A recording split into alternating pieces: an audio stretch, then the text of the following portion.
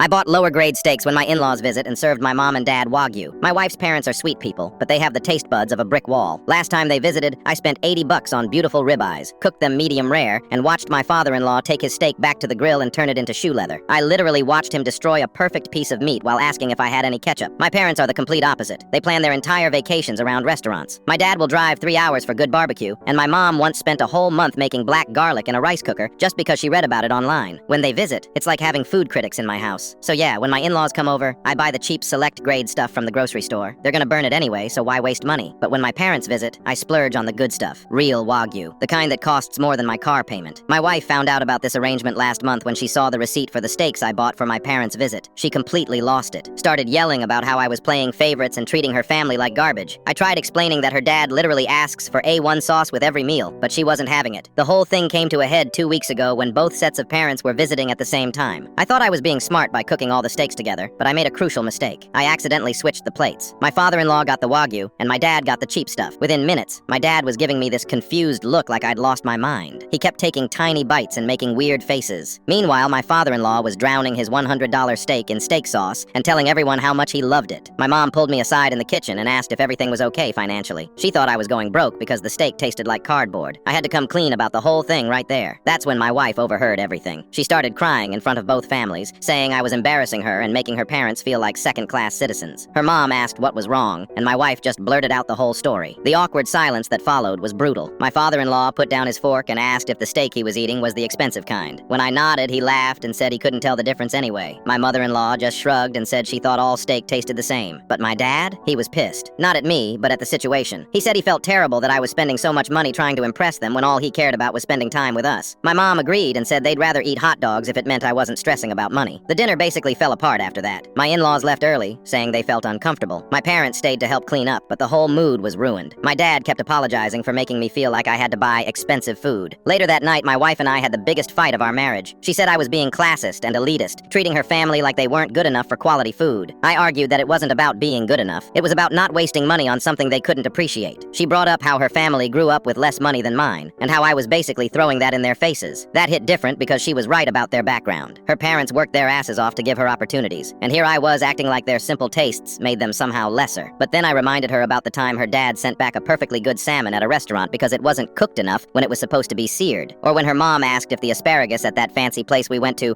was supposed to be crunchy because she was used to boiling vegetables until they were mush. The argument went on for hours. She accused me of being a food snob, and honestly, maybe she was right. I accused her of not understanding that I was trying to be practical, not mean. We didn't talk for 3 days. I ended up staying at my buddy's place because the tension at home was unbearable.